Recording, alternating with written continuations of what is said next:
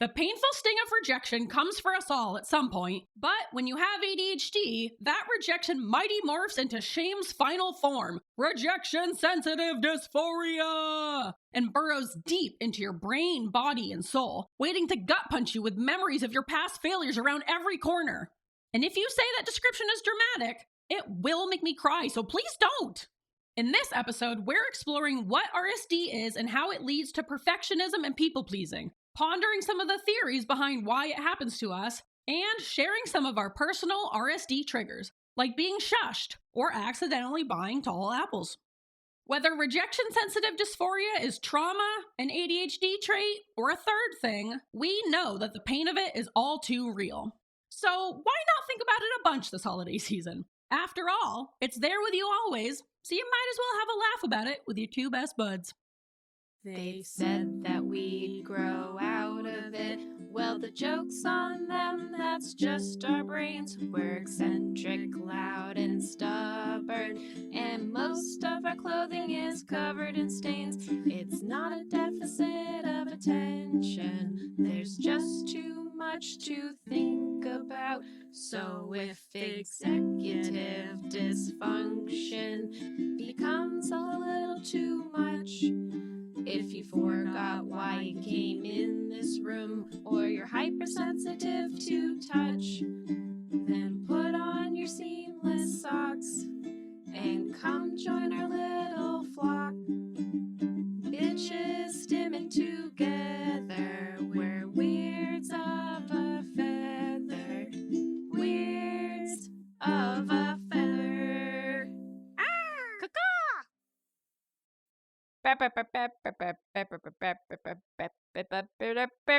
Whoa. I love it. There it is. Yeah. Yeah. Instead of, People, the like great song your dad helped us write. Yeah, That's people like hate kind that of one. cute. Yeah. Yeah. That's way better. Ties into ADHD. Yeah. Yeah. We're changing the song. All right. Simpler. We're definitely not. I like the song. The simplest option is also to just leave what we have, That's so. very true. Out of simplicity, we'll leave what we have. Okay. Just purely out of simplicity, Yeah. no other reason. Yeah. And on that note, welcome to Weirds of a Feather, an ADHD-Adjacent podcast. I'm your host, Grace. And I'm your host, Kristen. Grace. Yes? I don't have a warm-up question. Oh, what the fuck? But I have a comment. A warm-up comment? Yeah. Okay. Guess who's back in town / back on the counter? The boys are back in town. Back on the counter? I don't know. Chef Santa. Oh! Chef Santa. He's back in town. Hell yeah, I forgot. Yeah. Remember Chef Santa? Oh my gosh. I forgot that Chef Santa was real. I thought Yeah. it was just the song that we made up, and I Oh, forgot he's real. that we based the song on the physical Chef Santa. You went with me to get Chef Santa. I know. I took down the Halloween decorations and put up the Christmas decorations. It's time. It's time. Make a switch over. Just jump right over Thanksgiving. Yep. And I forgot because we moved and I was like, I don't even know what's in here. But my little box, there he was, Chef Santa. Didn't Chef Santa also come about because you were convinced that there was a song called Chef Santa already? It wasn't.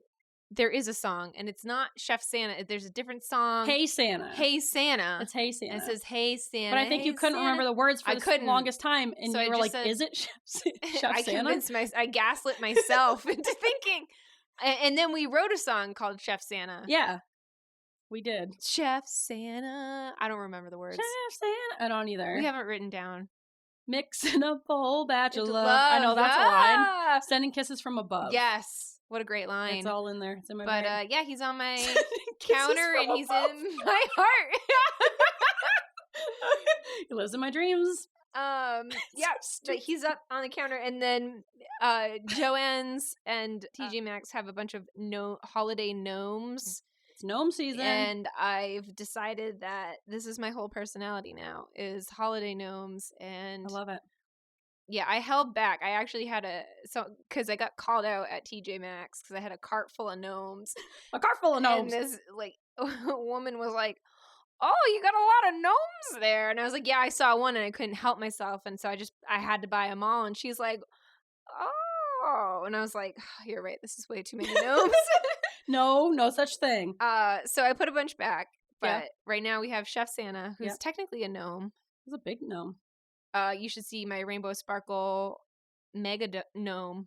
Rainbow Sparkle magnet? Like the show Rainbow Sparkle? No, it's a Oh. gnome, and it has like a pink furry base and then a rainbow hat. Ooh, And it's like twice the size of Chef Santa. I love it. Towering. Yep, had to have it. It's not really holiday themed. I just was like, "This, you coming home with me?" What's that TikTok? You're coming home with me. I don't know. No? No, Oh my I don't know. goodness. I gotta get off TikTok. Yeah. Also, I should really finish a gnome piss fountain for you for the holiday season. Yeah. I started working on them again the other night, but then I ran into immediately a problem of just not having the right type of glue. So It's okay. still held up, but you know what? I really want to get. Art takes time. It does. Sometimes years. Yep. That's fine. Yeah. Yeah, but right now these are plushy gnomes. They're soft to the touch and soft on your heart. Congratulations, I guess, on that one. Welcome back, Chef Santa. We are so glad to have you. So excited. Yeah. I saw the it. listeners I go, are too. "Oh my God, it's Chef Santa!" Where have you been? So excited. Yeah, glad he's coming back around. Yeah, but today we have like every episode is a special episode for me. This one's about rejection sensitive dysphoria. Yes. But first, should we get into our little accomplishments? Yeah, let's do it. All right. Little accomplishments, but big in our hearts. Yeah. Yeah. So for my little accomplishment today, this morning, I took Lucy on a walk, even though it was really windy out and I didn't want to. There you go. I knew You're a good mom. She needed it, and also I knew it would make me feel better, get Did me it? outside, get in the sun. Yes and no. I felt more energized after I got back and like calmed down, but the wind just has a real hold on me. I hate when it's... I fucking hate the wind so much. It's so like disorienting, and it's that weird temperature where it's like this morning it's like almost 50 degrees here, which is weird for Maine in almost December. Yeah, it snowed last week. Yeah, it's real fun weather patterns we're having. But it's The that weather. thing where it's kind of cold and brisk out when you go outside, so you like put on, your jacket and your hat and whatever, and then you're walking very briskly, and then the sun comes out, and then you're like all of a sudden like bursting at the seams, so overheated. So that happened to me, so I was just like very disoriented and very overheated and upset. And then the wind was blowing, and then I was sniffly, and I didn't have a tissue on me. I was just That's like, what God, I sleeves are fucking for. hate outside. Sleeves. No, I didn't have the right sleeves on. I had a jacket, and also I really need to like, I don't know. I just need a good blow when I'm in those situations. I can't keep Don't we sniffing. all? Yeah, and I don't like using my sleeves. I think that's gross. So, but then I'm sniffing, and then I like have my face hurts, and I was disgruntled. But Yeah. I did it, and I'm here. I'm proud to of tell you. the tale. There you go. I Yeah. remember living, and you lived in Boston too, so you must remember this when you like go, especially The when you're wind like downtown between like the big buildings, Yep. like any city, and you like round a corner and the wind is just right that it like knocks you back, and you're Yep. like, oh my God. I'm getting out of the city. Every single time I'm like, I'm moving out of Boston. I fucking I'm like, I hate this. my life. I hate my life. Yes, and you have to like walk everywhere, and you have Right. to take the T. And you and I both lived on the Green Line, which if you don't know Boston, it's like all the T stops are outside. Not Yeah. all of them, but a good chunk of them. The ones that we lived on are Yep. outside, so you're not like waiting in a station. You're waiting on the side of the road. Yeah. I in was the snow. outside more than I ever have been living in Boston than I have been in Maine. Yeah, same. Like, I don't remember being outside for that long ever in all elements, like pouring rain, yes, we were forced. cold, Yeah, it was terrible. heat. All right, anyways, I want to hear your little accomplishment. Oh, I organized my wine collection. Woohoo! I guess. Yeah, because I had to, more than half of it, more than I knew, was at my parents' house. And I was over there this weekend, and I was like, I'm taking this back before they're drunken, Drunk. before they're gone. There you go. And because now I have a house and it has storage and I'm not in a tiny little apartment. And I was like, okay. And then I got back and I was like, wow, there's a lot of wine here. And it was kind of like in shambles. So I organized it into, Alphabetical. no, I organized it by type. So I have my special occasion wine, like the wine I want to like save for very important occasions. The expensive bottle. And then I have the reds, which I realize I don't have like any Cabernets, and I'm upset with myself. The horror. I have one Cabernet. How uncouth of you. Because I drink them too quickly. but I have miscellaneous reds plus my one Cabernet, and then I have a whole case of Pinot Noir, and then I have like 3 whites and a bunch of rosé. Nice. So I surprised myself. I think in total it's about like 50 bottles. Holy shit. Which I know some wine collectors are like, bleh, but we got to get drinking. I don't know how many like big time wine collectors listen to this. I think most people would be like, holy shit, that's a lot of wine. It's a lot of wine. And it's all like, I have such like a weird love-hate relationship with it because I want to open it up and I want to share the wine, but it has to be with the right person. It has to be the right night because I don't want to open up an expensive bottle for someone who isn't worth it. Yeah. I get it. Well, you know, You so see if like they're sponge-worthy. yeah, well, like with my mom, she will drink a bottle of Barefoot like it's, you know, a Capri Sun. And It essentially is. right? And so then I'm like, here's like a nice wine that I, you know, personally picked out and I really like it and it goes with our meal and it's, you know, at least quadruple the price and then it's just gone. And I'm like, okay, cool. It's a chugging wine. It's like, and maybe this is me, but I'm like, no one's appreciating this wine. So I have my one wine friend, Melanie, and we've decided that unless it's like, I like to share with my family. I always think it's like a good move when you go over to like for like a dinner party and you bring a nice bottle of wine. But Melanie is worse than I am, and we've both kind of like discuss this that like we hate sharing wine with other people other than ourselves. Like her and I can drink wine together, but no one else can. Well, then stick to your little wine club. Yeah, it's a private wine club. It's just us. I don't want to be in it anyway. It's just us. Yeah, I know. You don't even like wine. I know. So, all right. Well, congratulations. Yeah, that's thanks. quite the little accomplishment. I love when you just get taken by this sudden urge to just like do this thing that you've been putting off, or you're just like, I should do that at some point, and then you just don't. It's kind of nice. It's so nice when you're just like, you're just like, we're organizing now. Yeah, it's usually when you're avoiding like a different home task that you really needed to do. Yeah, it's like, and I was. Yeah, and I was. So, but well, congratulations. I feel better. All right. Well, we have a big meaty topic for today, so I feel like we should probably fork on into it. Yeah. I like that. Yeah. Like I said earlier, today's topic is rejection sensitive dysphoria, also called emotional disorder in the UK / a lot of European articles. So keep that in mind, our overseas peeps. I didn't know that. Yeah, but I think they're converting, or maybe we're converting. Doesn't matter. Someone's converting to something. Or maybe I made that up. Or they're not. So if you hear about emotional disorder and it's labeled as ED and it's not erectile dysfunction, because I read it first that way and I was like, whoa. That one's been taken. Attitude Magazine, get it together here. By erectile dysfunction and eating disorder. Yeah. It's like ED is already confusing enough in situations where... Get a different one. Like legitimately, sometimes I'll see someone make a TikTok and they're like talking about ED and I'm like, erectile dysfunction? What does this have to do I'm on the wrong with side of TikTok. Yeah. Like, well, I don't care about this. Oh, eating disorder, I see. Yeah. Rejection sensitivity dysphoria is our topic today. Except not fun because it not. Sucks. It really sucks. But first, this episode was, I want to say, inspired by our good friend Russ, who is a good listener. He is he's a great listener. Poll participant. Yes. And all around good guy. And actually had a comment about one of our past episodes where we mentioned RSD and trauma, and then this started kind of a discussion, and I was like, oh my gosh, we just need to have a whole episode about this. This one's for you, Russ. Thanks for the suggestion, Russ. So well, it wasn't really a suggestion. He had a question. Thanks for the inspiration, Russ. Yeah, it was an inspiration. Yes. Question. Question.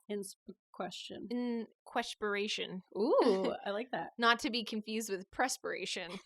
But it could be. Oh, man. Okay. We've got a long episode. What are we doing? We should probably this is start. Nothing. Yeah. And here we go. And we're starting. All right. 1, 2, 3, go. Rejection sensitive dysphoria, RSD, ED, whatever you want to call it. This is a trait. Don't call it ED, though. Yeah. Just call it it's RSD. Very confusing. Yeah.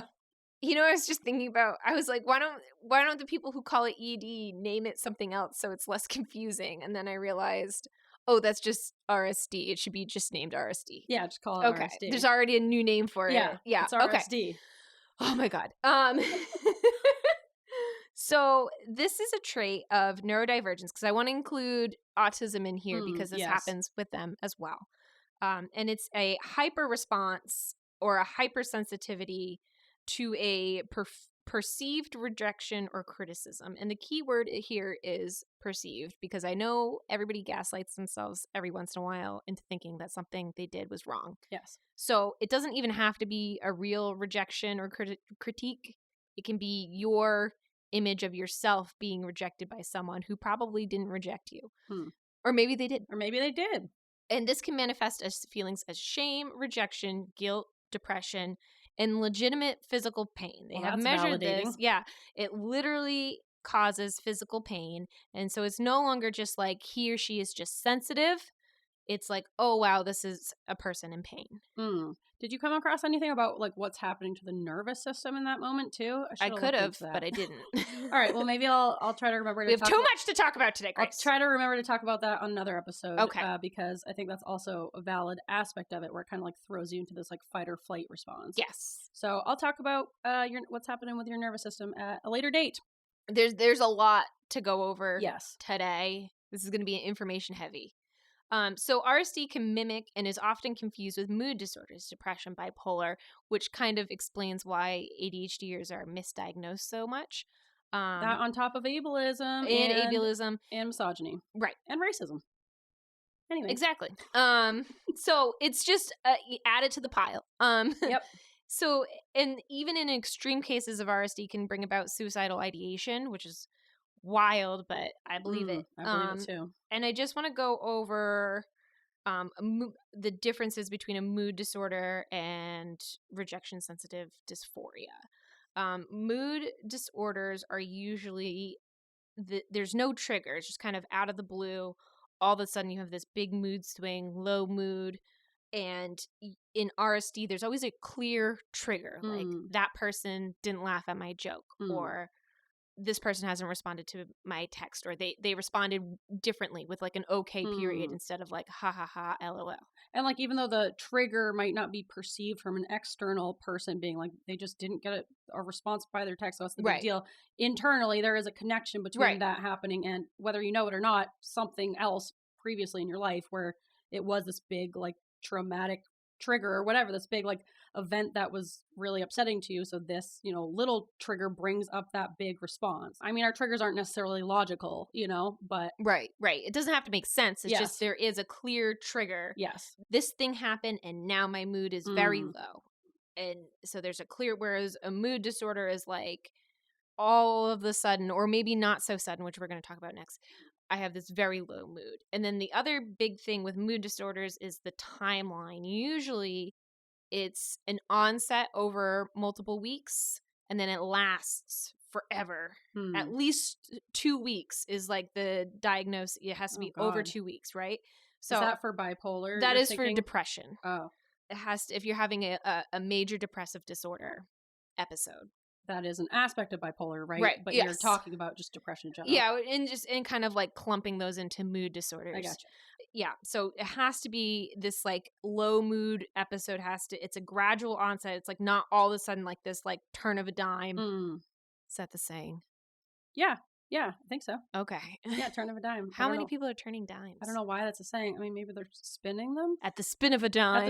At the twirl of a dime. There's like all of a sudden low mood. With mood disorders, it's very much this gradual onset of like my mood is lower and lower and lower. Now it's super low and then it stays super low forever. Yeah, I feel like with RSD, it feels like you've been like slapped across the face. Yes. It's like that instant like, oh, I can't even describe it. Right. Just that sinking feeling. Yes. So the mood shift is like instantaneous. It's like all of a sudden. Yeah. Where you get like an email out of the blue that says something that triggers that. And then your whole day, you can't stop thinking about it. You're like perseverating it, obsessing, can't move off of it. Right. And then it ends quickly though. It's like in a matter of hours or a day, rarely lasts longer than a few hours, Yeah. Unless I feel like I've had some where they can last.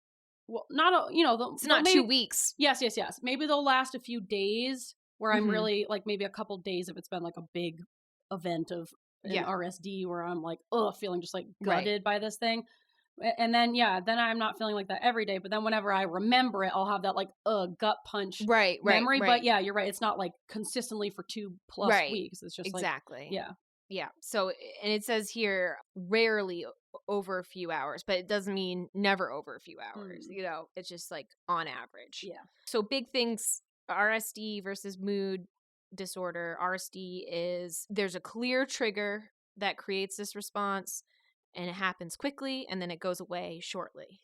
And then the opposite is true for the other one. Yeah.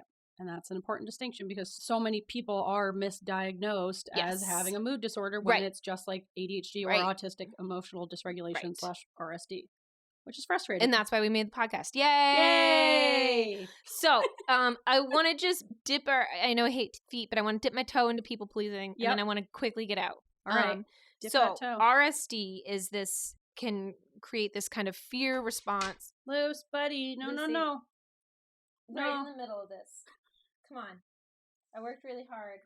She's mid-sentence. It's taking all my effort not to be distracted. Oh, no. Go bother someone else. Where's your father?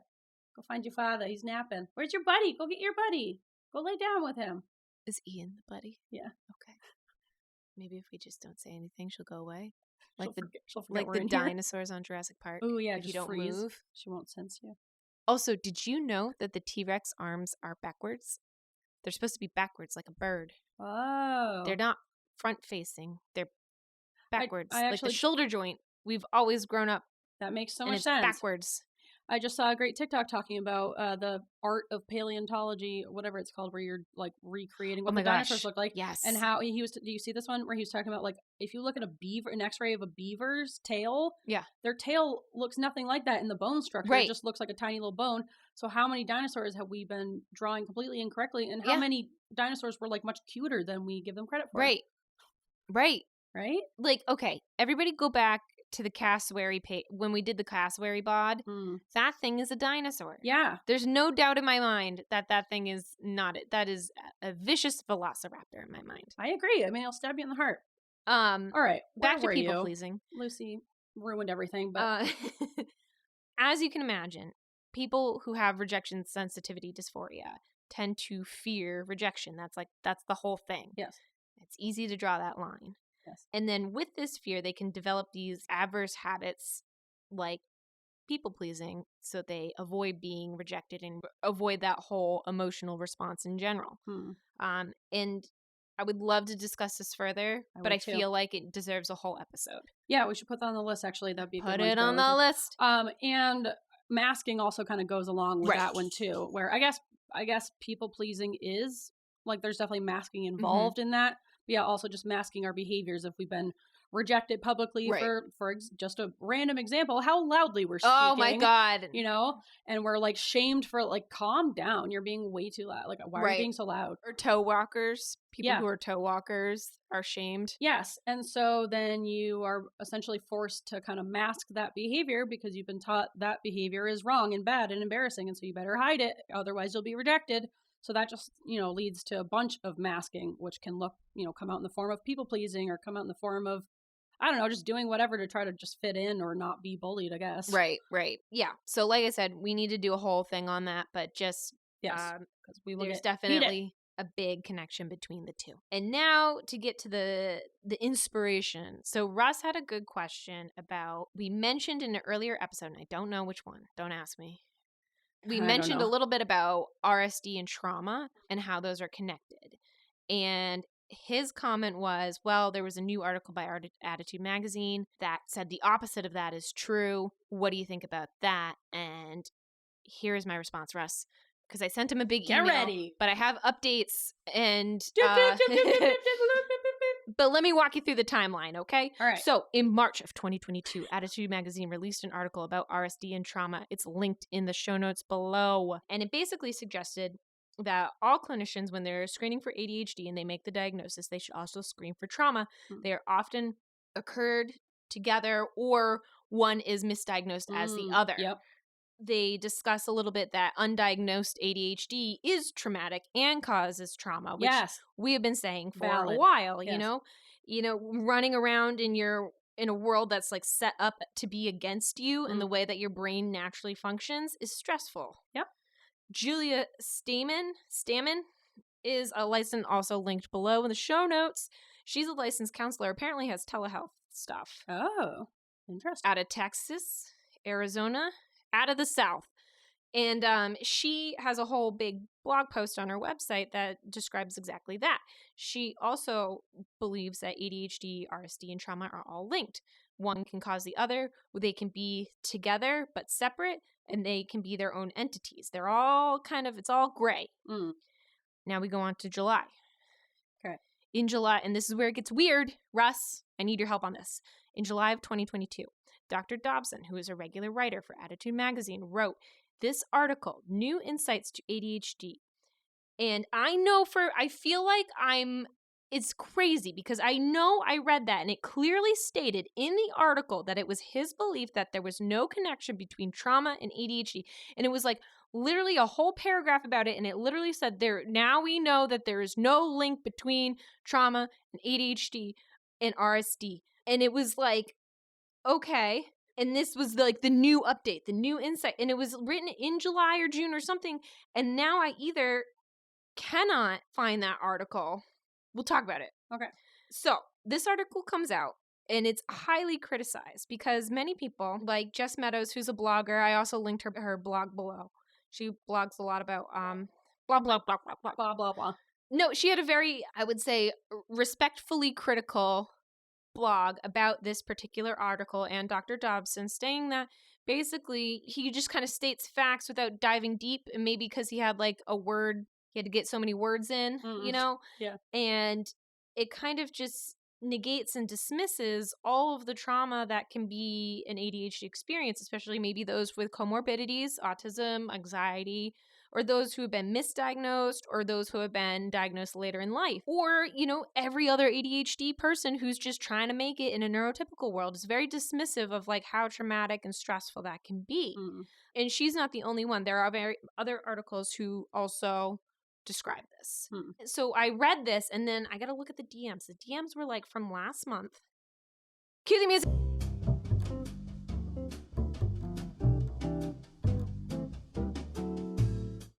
Okay, we're back. So I sent this email to Russ with all these links and stuff, including the article in question, on October 24th. And I know on that day, it said in this article, the whole thing about there's no connection. We don't think there's any connection anymore. And now it doesn't.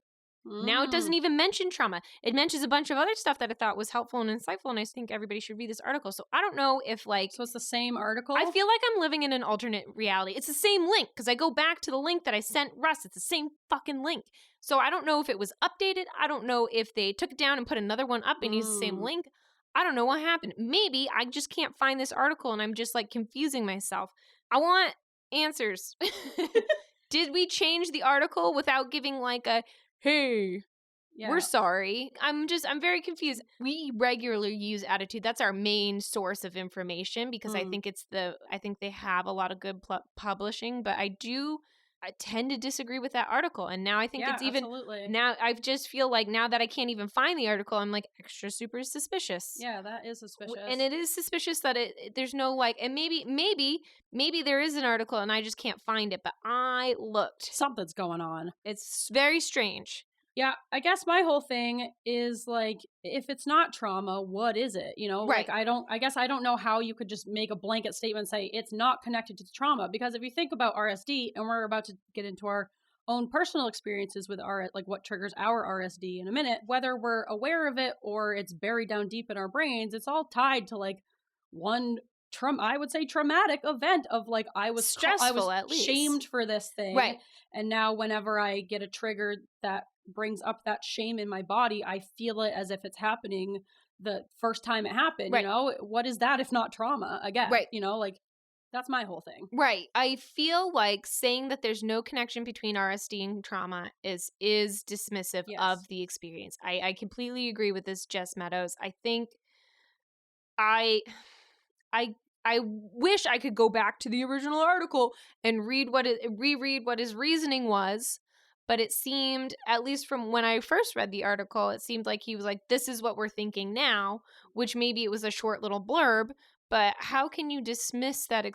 This is like the whole reason we started the podcast, because it is so stressful to be just walking around in life when your brain doesn't work the way everybody else's brain works. Especially with the tasks that we're not like naturally good at, which are all, especially for women or female presenting people, it's all like executive functioning base of organization and time management and, you know, appearance and self-care or whatever. Not us. Yeah. And so it's like an extra added layer of shame to walk around having like an opposite brain of that, you know, like those are all the things I'm especially bad at. It's really shameful, you know, it's like you're always kind of living in this fear of like being called out and shamed. I agree. How about this? I would love to be proven wrong. I would love to know that there is this weird, mysterious article that wasn't mysteriously updated. But like, what would it be? I would love the explanation, I guess. I would love to go back and look at the explanation, but I can't because I can't find the article or it's not there. So I don't know. Yeah, it's a little mystery. Where's like the X-Files? The truth is out there. Yeah. That's the song I was doing. That's my ringtone. I would love to be proven wrong. I would love to have like a full discussion with someone who thinks that these are not related, that they're two coinciding things. I think you can have trauma. I think you can have RSD. I think it's possible for them to be together. I think it's possible for them to be separate. I think that would be harder. In my brain, it'd be harder. What would RSD be? Because like with ADHD, it's how we're born. It's like how our brains are structured and shaped. Right. Whereas trauma is something that happens after you're born, where it's like an injury essentially to your brain, you know, to the certain area of your brain. Right. What would RS be if not trauma? Is it like a disease that you get? Like it just doesn't make... I think like from what I understand it was just like a trait. Like ADHDers have this. They're just emotional is what it really came off as. And I just and maybe this is me just being upset. But I'm upset that I can't find the original article. I know I'm like, someone please prove me wrong. Someone please. Please, You'll Russ. have to ask Russ about it. Yes. All of this is to say, Russ, that we're not, I mean, you guys have had a nice ongoing discussion, it sounds like, but we're not saying like one side is right or wrong. But I also think this is an important thing to kind of like analyze the sources that we use and not just taking every single thing, you know, as fact, even for the resources that we use, Attitude Magazine, Chad, like, I mean, look how wrong researchers and psychiatrists and doctors have been about ADHD and autism for any hundreds. Yeah. Any mental illness or mental disorder or learning disability. Homosexuality was in the DSM for a while. Oh yeah. As was like hysteria. Oh yeah. Uterine congestion. Yes. So... That's my favorite one to discuss. Uterine congestion. What is it? Make it make sense. But for this too, make it make sense. Yes. If you're on team RSD and trauma are... Well, okay, I wanted to finish that thought about how it's, you know, important to look at our resources and, kind of consider not just like, do I think this is true or not? Because it's not, you know, that's not how opinions work. But just kind of like considering all the voices and opinions that aren't being included in this conversation. And I think actually the blog by Jess Meadows, which is linked below, definitely touches on that. I always try to see both sides to every argument. Unless it's like straight up hate speech. And and then unless the other side just doesn't make sense. Yes. It doesn't make sense. Yeah, I agree. Yeah. But maybe that's just because maybe there's a valid argument out there. Maybe there's a valid reason why. But right now, I don't see it and I can't find it and I am upset.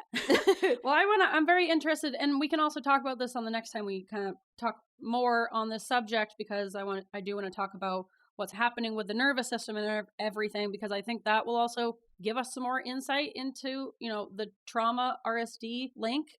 But I can't remember what else I was going to say. But yeah, we can maybe you can find this article, or maybe it never existed, or I feel like I'm going crazy because I know I remember reading it. So now it's like... because I thought that's why Russ had emailed us. That's the whole point of I have email documentation, and then I click on the link that I sent him. Yeah. And he was saying, oh, actually, it's interesting in this Attitude article, they were actually saying that there isn't a link. Yes. Know. And now the article is gone or changed. I don't know. It's redacted. Yeah. If someone can find it, that'd be great. Yeah. If there is a other side to this argument, I would love to hear it and discuss further. But from what I have looked into, I cannot find like the other side of the story. And for now, I'm just going to keep saying that it's linked to trauma because that just feels right in my heart. And it feels like trauma. It's just, I think it's so, I can't get over the fact that I can't find this article. It's driving me bonkers. Well, get over it because are you ready to move on to our personal RSD? Yeah. Yes. Sorry. You got to let that article go. I know. I'm going to think about it later though. All right. You can think about it The research later. continues. All right. You want to go first? You want me to go first? You can go first. I can go first. Yeah. Here I go. You go first. So I think if I am ever critiqued at work with like my sewing ability, first of all, I'm my biggest critique. Yes. I think that's why critiques hurt so much because it's like, how could I have missed this? Yeah, exactly. That's you very true. Something to critique that I critique myself all the time. Yeah. And this one thing I thought I was good at, and now you want to point something else. Like, let me just jump off a cliff. Yes, Not that's really. the worst. That's the worst for me is when I think I'm doing really well. I feel like it's happened to me my whole life where I like took a test and I'm like, I actually think I did pretty well on that. And then I get back and it's like a 60. I'm like, and what you're the like, fuck? Son of a gun. Like if I hadn't tried at all, I wouldn't be hurt by this. But it's the fact that I was so like caught off guard with like, I really thought I had nailed it. Yeah. That really triggers that RSD for me so bad when you think you're doing well. Right. And I think in medicine, we should be critiqued. That's the whole like process. Yes. You know, no one's perfect. You're always striving to be better. Even if you're an expert at one thing, you should always, strive to be better. Sure. Because it's not about you. It's about the patients. Every time there's, kind of a poor outcome, I definitely take it personally. And I feel like I should. And I know sometimes in medicine, like especially in surgery, you're like, you can't take it personally. I always do. And I think you always should. And well, I don't know if you should. I mean, unless it wasn't like, I feel very bad for the patient if there's a poor outcome. Yes. Even if, maybe they're not very compliant. Maybe they're still smoking 4 packs a day or their diabetes is uncontrolled. Sure. But I think you can mourn a poor outcome without taking it personally as like, I killed that person because I didn't read enough articles on this subject or whatever. Because that's an extreme thing. If you have a poor outcome and it's clearly your fault, like... Well, yes, but I'm saying if it just didn't go well because, sometimes the situation is just like... sometimes in medicine, no matter what you do, there's going to be a poor outcome. Exactly. And that sucks. So that's what I'm saying. I do take it personally, but I do think, like, I guess if I'm a patient and I have a poor outcome, I want my doctor to care, you know? But once again, caring and blaming yourself are two very different things. You can care without beating yourself up as if you personally like killed this person. Okay, let me give a different example that's not me. Okay. Christopher also works in medicine, but he like helps schedule people and gets patients appointments and stuff. And if he has a hard time like scheduling someone with like a busy work schedule, or if they have to schedule someone like 4 months out for a vasectomy or something, he takes that personally. And I feel so bad because I know he's like, shoot.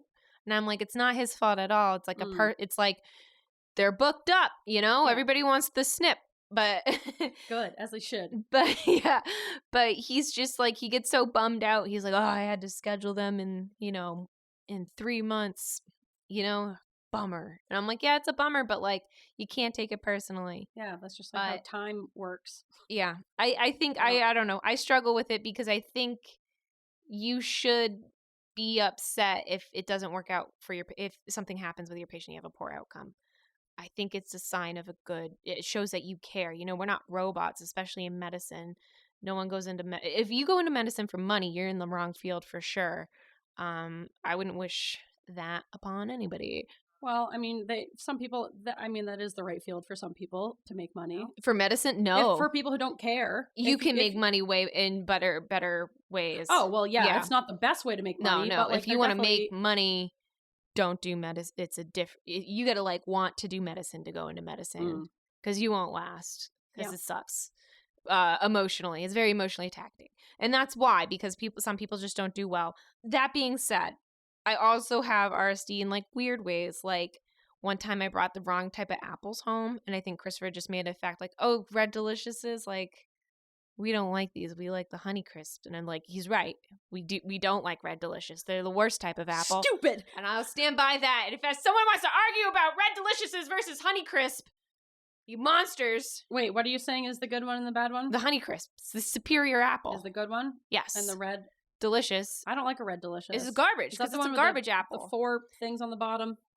It stands up tall. It looks tall like apple. your like quintessential apple. Yeah.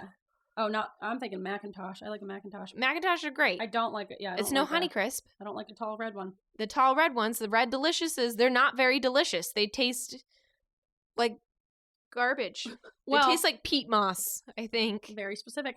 I was gonna say, RSD, especially like that, also definitely ties into perfectionism, which many neurodivergent people also struggle with, where you had a traumatic experience of you got the wrong thing and someone got like irrationally angry or was like it ruined. Well, that's the thing. Something is that he didn't get I think he said something as a matter of fact, and I perceived it as a critique because when it was more of a matter of fact statement. Yes, but because of that RSD, you took it as this personal. Okay. Yes, because of which is tied to your perfectionism of you must do everything correctly. Right. Don't want to upset anyone. I just have to be on it. I just have to be on top of stuff and just have more control over myself, and then I'll be able to get things perfect. And if Christopher says something that points out, even though he wasn't meaning to be mean or point out, it was just an observation. Statement. Yeah, it was an observation. Yes, but he pointed out where I was a failure. We're a failure in your mind, and so you took. I think it was personally. It wasn't even. It was a to-go order. So it was. I didn't even pick out the apples. Oh, so like they put in the wrong. But it was in my mind. It was my. It was. I need to go to therapy. Yes, I think that is the for some reason, and I don't know why, but I took it personally as like it was my fault. I should have just gone to the store and pick out the apples myself, because I would have never I would never have a red delicious as a second fiddle to Honeycrisp. Yeah, see, I feel like I don't take those situations personally. Like I don't have RSD over that. I'm just like, well, you should have fucking done it yourself then. Like you get what you get. You don't get upset. You know? But I was my RSD. I don't like the apples. Yeah, but that it affected both those. Anyway, it was a stupid example. I'm mad I brought it up. Are you? Why don't you talk more about your RSD? Because I don't think we're going anywhere. No, I feel like your 2 examples were very specific, and as we broke them down, you don't even feel good about those examples. So I'm not trying to invalidate your RSD. I'm just trying to I have a lot of it. Dive into the crux of it, Yeah. And I do think that perfectionism is at the base of it. Yes, it is. I'm agreeing with you. Yes. Okay. Because we have to move on. Sounds snippy. Okay. I'm not trying to. I'm ready. I'm ready to move on. All right. I'm done with the subject. Okay. Can I say my thing though? Yeah, no, okay. I'm just kidding. All right. I think I have a lot of my RSD is, like I said, surrounding my executive functioning, like my organization, time management. I mean, there are certain situations where I don't give a shit if I'm late to things, but it's more like cookout.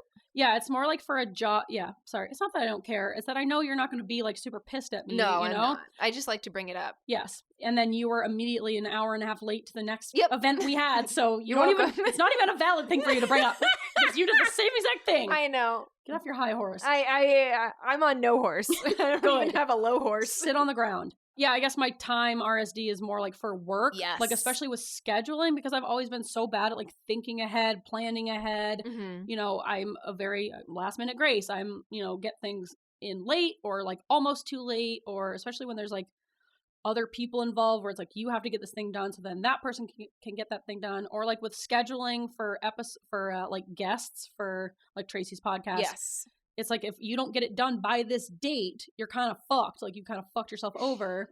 And now you have this whole stressful rush and this shame of like, I didn't get going on that fast enough. And now, I've messed everything up. Right. I feel like that's where I feel a lot of RSD because I know I'm really bad at time management. Yes. And it's so important in our society. And so I just like am very, very triggered by me making a time mistake or something like that. Like checking emails and having to like forward an email to someone, but I didn't check my email fast enough. And now it's been like a few days. And then you have the shame of having to like forward this email that was from like a week ago. Right. Right. Yeah. It just like makes me feel sick. And they're like, this email was from a week ago. And you're like, yeah. Yep. Yeah. So if it was really important, you should call. Yep. And there have been situations, not for Tracy, and I won't specify, but there have been some situations, not with things that like really, really mattered. But emails where I'm like, I should have forwarded this 2 weeks ago and I didn't. I'm just going to delete it. That's a pizza secret right there. But I'll just delete things. Just delete it and then it never happened. And be like, I never got it. Yeah, it's like, never happened. Magic. Just got erased. It's a little life tip for you guys out there.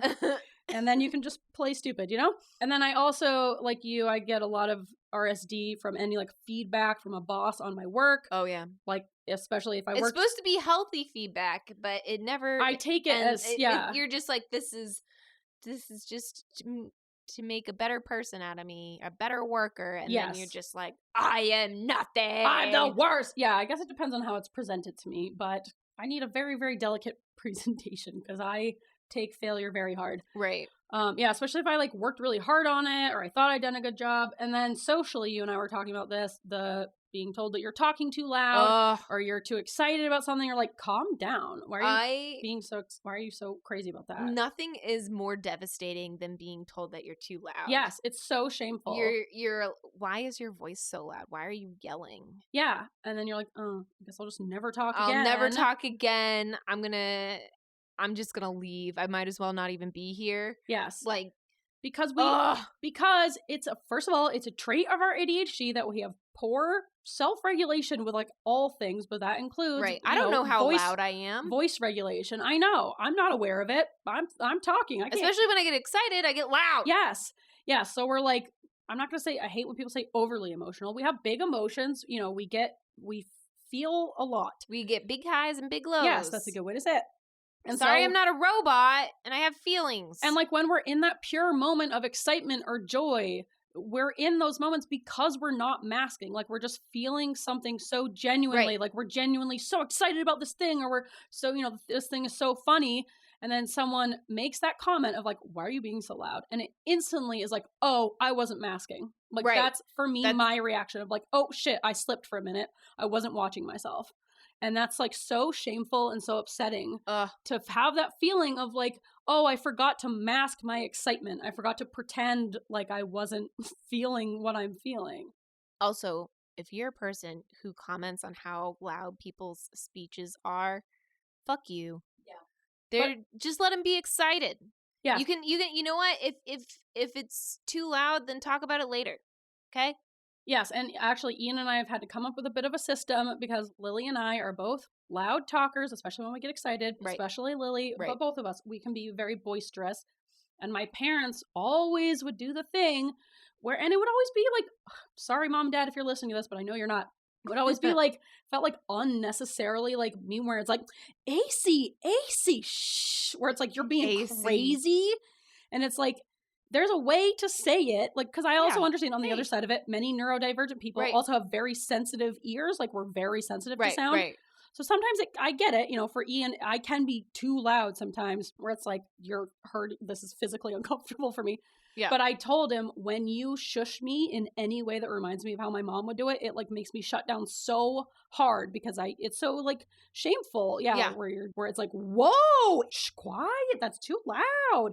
So he and I had to figure it, because it's also not fair for me to expect him to just like deal with it if I'm like making him physically uncomfortable. But it's also, I feel like, not fair for him to, do something that triggers me in such a specific way that is a trait of my ADHD. Yeah.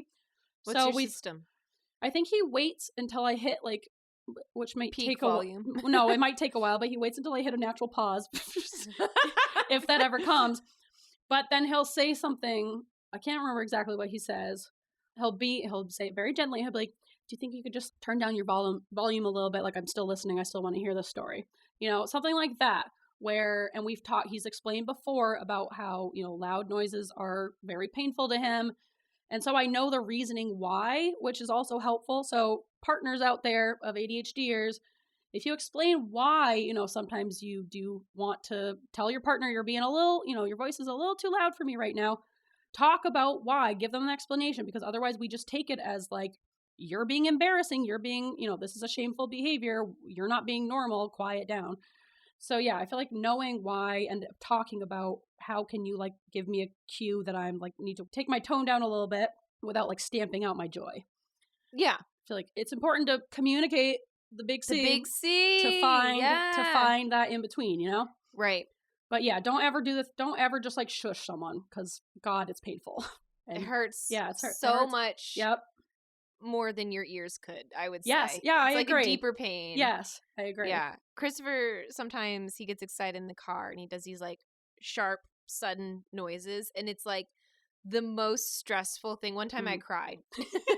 Like, I'm driving in the car and I just go, it's too loud. Well, it probably scared you. Well, yeah, I'm also a bit of a startler. You're very easily startled. We've talked about I'm not a great driver because I am easily distracted. But if you're gonna yell something loud and like almost shrill, it just feels like you're stabbing me in the ear. So I cry. Yes, that sudden noise is very different, I would say, than just like being excited. But it's also loud. Yes. It's like both. But yes, I hate that.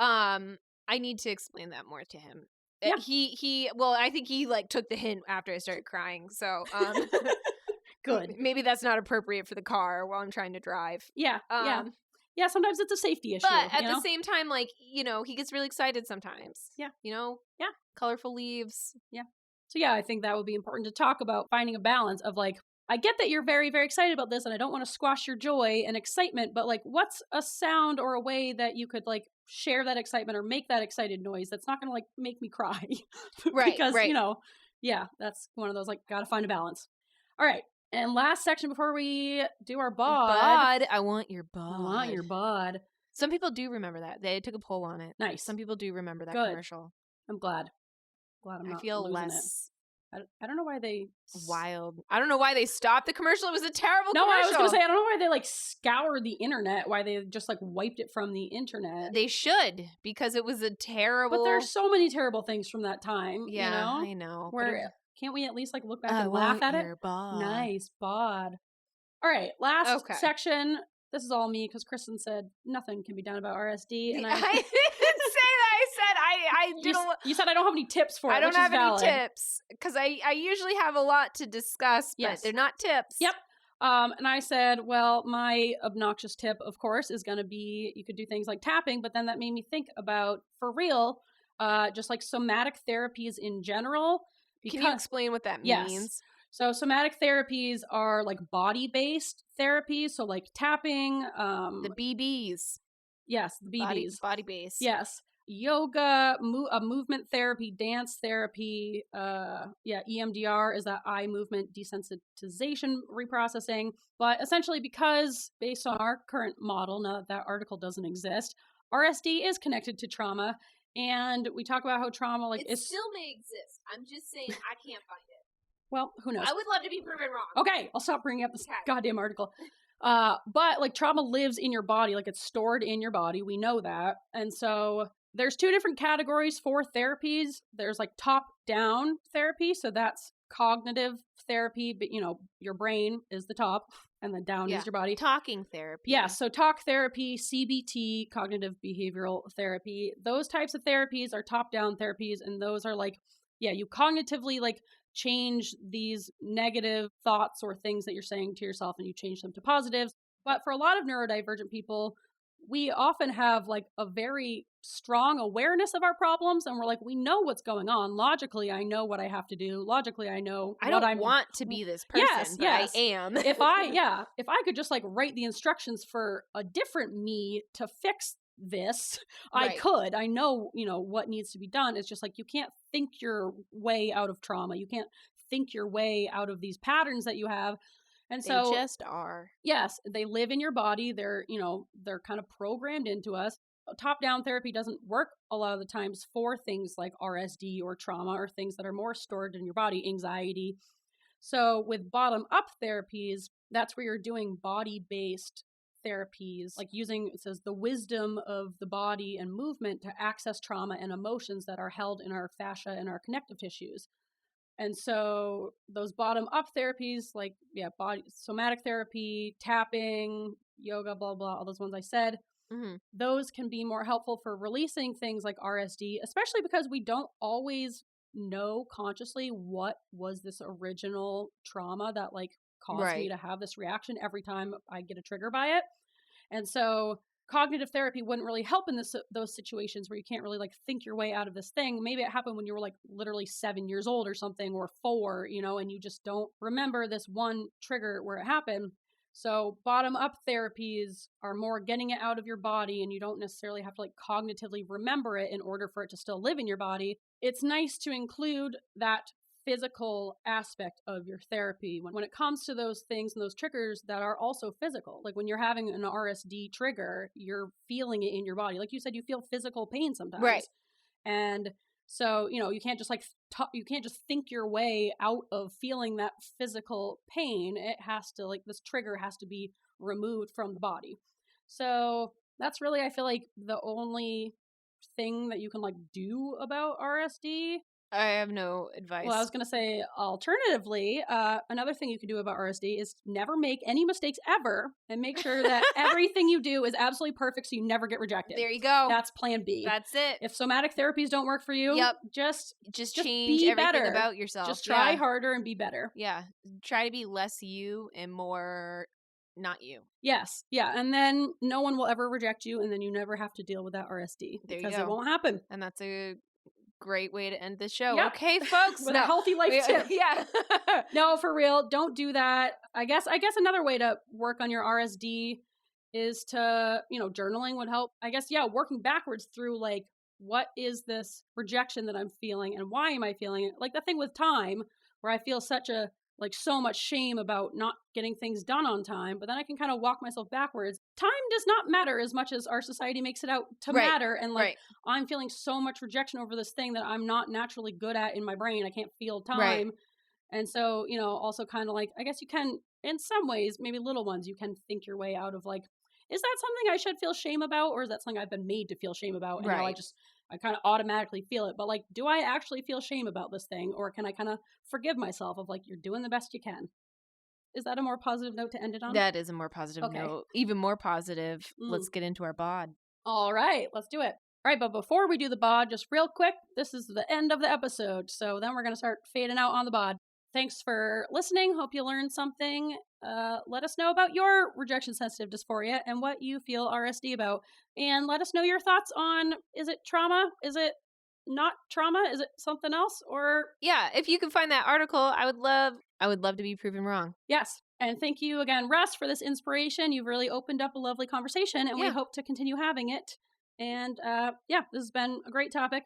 You can follow us on all the podcast platforms. Leave us a review, 5 stars only. Or if you're sending a 1 star, you got to explain why. Yep, that's the rule. Why. So we have a Facebook group. We have Instagram. We had a TikTok, lost it. Not because we were kicked off, because we kicked off ourselves. Yeah, we said we're too old for this. We're too old for this, and I don't know how to log back on. We also have a Buy Me a Coffee account. Yep. Everything is linked below. And that's it. Ready for the bod? I'm ready. Okay, so this is inspired. We have an upcoming guest. Well, by the time this one comes out, it will have already happened. Yeah, you're looking at me like you don't believe me. No, because you're going to post this one today. No, I'm going to post week? the bagel bite this week. This is the full length. Oh, episode. fuck. Yes, that's right. I thought. Okay. In honor of our recent guest. There you go. Priscilla, which was a lovely episode, ×2. Yes. She brought her own bod. She did. She was prepared. She was so prepared. She had her own alternative segment also. Yeah, I'm crushing it. It was a great. I almost wanted to cry after, and I was telling my boss about it the day after. I was like, we had the best time with Priscilla. And he was like, oh, is that a new friend you made? I was like, yeah, but we also interviewed her for a podcast, and she had an amazing story. And I was so inspired by her. Anyway, in honor of Priscilla, we're doing the cactus wren, which is the Arizona state bird. Priscilla lives in Arizona. We're doing the Arizona state bird. Yep. I have a fun fact. Apparently, it's known for its harsh, raspy voice. And I feel Me too. Yeah, I feel like that's not true.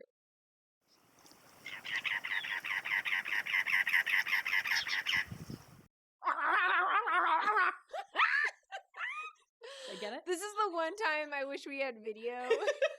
I'm glad we don't. All right. I sound like a dog. I know. I think you got to go a little higher. I got to go higher. Yeah. That was pretty good. I'm professional. It does sound like a rabid little chihuahua. It is a little raspy, I guess. Yeah. Yeah.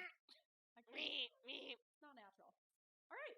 Okay. That was our bod. That was our bod. Hope you enjoyed the show.